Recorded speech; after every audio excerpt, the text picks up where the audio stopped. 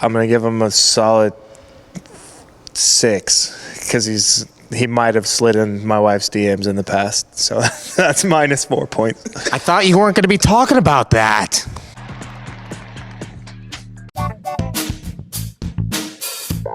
This is the Schmo. We got the pros. We got the number 7th ranked UFC light heavyweight Khalil Rountree. We got the OG. We got the movie star, the former UFC light heavyweight champion, Quentin Rampage Jaxxon in the flesh, inside the Jaxxon House. Schnoz to schnoz, gentlemen. Somebody slid into somebody's wife's DMs. I don't know what you're talking about.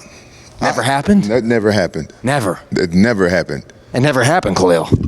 Just go back and watch one of the Jaxxon podcast episodes, and you guys will find out everything you need to know there. Oh, I forgot. We talked about that on the podcast. Oh, you talked about it on the podcast. Yeah.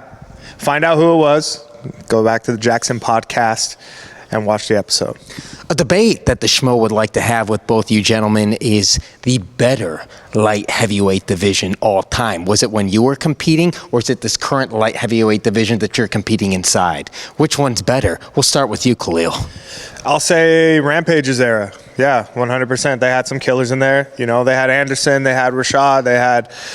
I mean, you name it. Anderson was in 205. No. Anderson was 85. But you guys had, you know, Rashad, you had Chuck Liddell. Ninja John Jones, Kevin Randerman. Yeah, all the pioneers. So, tougher for sure. Where would Alex Pereira, a guy you fought in your most recent fight, fit in this equation? Would he beat the guys during your era, or is there anyone who would beat him? I think he would have done well, but I think a lot of people in my era would focus more on taking him down. Taking him down. Taking him Why are you down? looking at me like that when you say that? You had these eyes when you said that to me.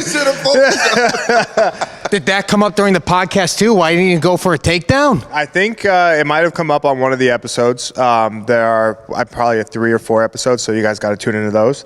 But yeah, we talked about it, and I keep my word. I told the world it wasn't going to happen.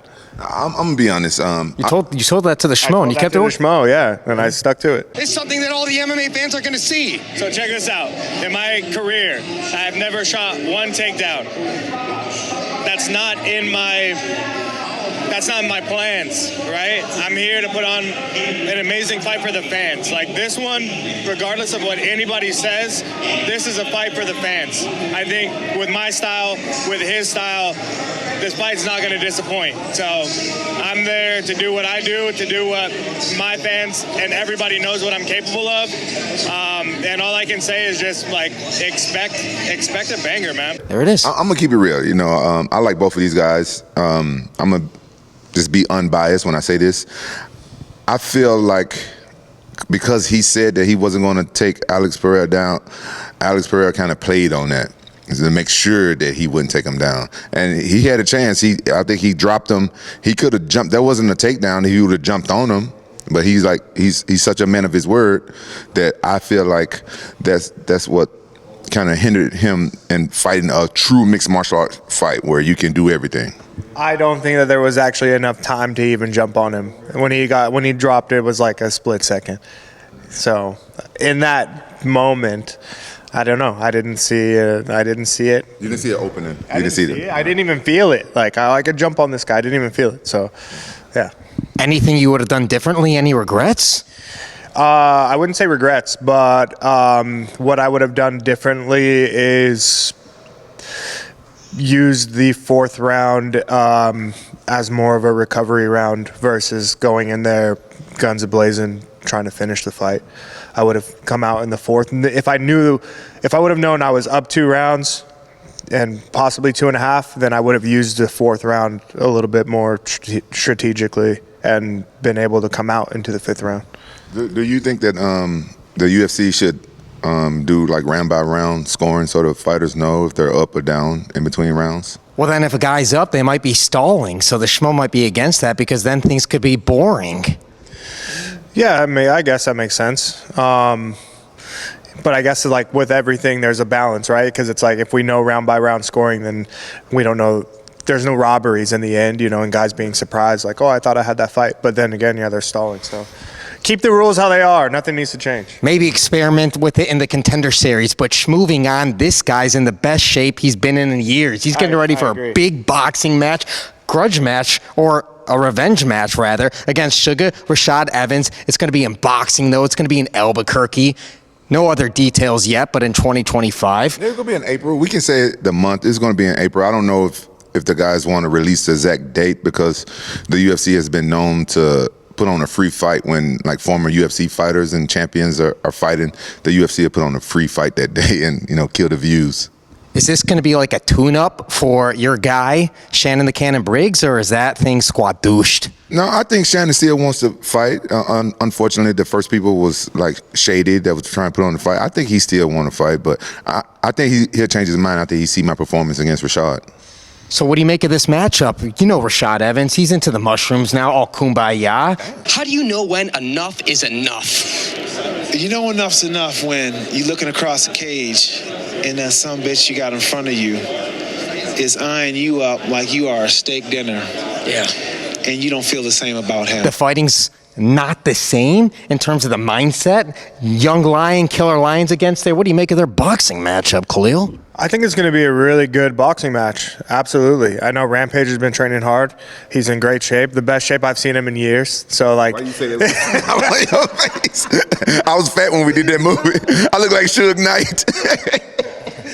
Rampage is looking really good, and we all know that both of these guys have amazing history in the cage and what they've done. So I think both guys will come in prepared, but I've never seen Rampage in good shape like this over the past few years. So I'm excited.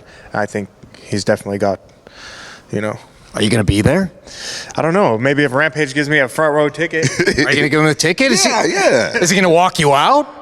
Well, I don't know. We just talking about it right now. I get him some front row seats. I'd love to have him there so he can see how the old folks get down with the stand up. Yeah. If Rampage gives me a ticket, I'll be there, and I'll be cheering on Rampage no matter what. No matter what? Yeah. No matter what. I'm putting it in my notes. I got him some tickets. Yeah. Yeah. And what do you think of this guy overall? Like, if you were to rate him 1 to 10 as a human being, 10 being the best, what would you rate this guy? On human being, I rate him a 10, and on the fighter, I rate him a 12. He's 12. Yeah, he's a great fighter. I honestly wish I had those stand-up skills that he got, but all that being said, I still think I'm stronger than him. Yeah. What do you make of his acting skills? Rate it 1 to 10, 10 being the best. Acting skills, I'm gonna give him a solid 10 because he brings the real energy to the set, and he makes it a real good time. So, fun guy to work with. He may not memorize all of his lines all the time, but when he freestyles it ends up coming out funny. So, 10 out of 10 for me. And as a guy, I'm gonna give him a solid 6 because he might have slid in my wife's DMs in the past. So that's -4 points. I thought you weren't going to be talking about that. I said he might have. You have to find out if he did or not on Jaxxon podcast. Allegedly. To my defense, 1, it wasn't his wife at the time. Okay. And number 2, I have no recollection of doing it. It was my dog. It was my dog's account. Oh. It was Gizmo's account. Yeah. But I wasn't the one running it. Yeah. I wasn't running it. My account was banned for making fun of Czech Congo and Shannon Briggs. The dog's got a mind of its own, Khalil. Yes, it does. Yes, it does. But got to cut the short. I got to play golf. Can't be late. All right, good luck. Rampage. Hey. Good luck in your boxing. You were supposed to golf with the Schmo. Yeah, we will. I promise. will. When? Yeah. We're in January. Let's do mid-February. All right, it's on camera, mid-February. Talk to you then. Yeah, Khalil, absolutely. best of luck to you. Rampage, there it is. There it is. Why you didn't go be his caddy? He didn't invite the Schmo. I got my golf pants on, but he didn't invite the Schmo to play. Yeah, those. Did you make those pants? I didn't make the pants. I purchased the pants off my old roommate back in the day. Oh, okay. We bartered, traded him my mattress for these bad boys. You traded a whole mattress for that? A whole mattress. Hey, you know what? That reminds me. I don't know if the MMA world remembers Corey Hill. He passed away a couple years ago. This is a little fact. Those camo pants that I walk out to, I traded him. I think one of my Eddie Bauer jackets in college. We were teammates in college for those camouflage pants that I walk out with. Those chemical ones. Fun fact right there. Fun fact, yeah. Corey Hill, I miss him. R.I.P. Corey Hill, you're missed, and you loved, brother. Any idea what you're going to walk out to outfit-wise in Albuquerque in the spring? Oh, I got some special stuff getting made right now. I'm wearing some custom shoes that no boxer has ever worn before. No one's ever thought of making these shoes like the ones I made before. You going to spend as much money on your outfit as a Jake Paul did against the Mike Tyson fight? He put some money down on his outfit. No. I'm not doing that. I don't have Jake Paul's money. I'm not going all that crazy. But I went all out on the shoes though. It's all about the shoes. It's all about the shoes. I like shoes. I'm a shoe guy. I'm not a sneakerhead, but I just like what I like. We like what you like too. We like the orange creamsicle colors you got going on right now too. And you're matching with the shoes. Oh yeah, I like to match with my shoes. That's how we do it. That's how I do it. And so right now, best shape, as Khalil mentioned, as the Schmo mentioned, is any more weight going to come off of this frame, or is this the frame you're going to be competing at? You know what? I haven't weighed myself in a while, but this fight is set at 230 pounds. Yeah. So I think I'd be right around there. If I had to guess, I would have to guess I'm probably like 240 right now. 240 right now. That's what. If I had to guess, I haven't weighed. Like I said, I haven't weighed myself in a couple of months. I don't like weighing myself. I stopped liking weighing myself once I went up to heavyweight. Well, yeah. Yeah. Well, listen, Rampage, you look like you're in immaculate shape. The Schmo would never put hands on you when you're looking this svelte and this great. Just want to throw that out there. I appreciate that. I will hope that you would never want to put hands on me. Only if you asked.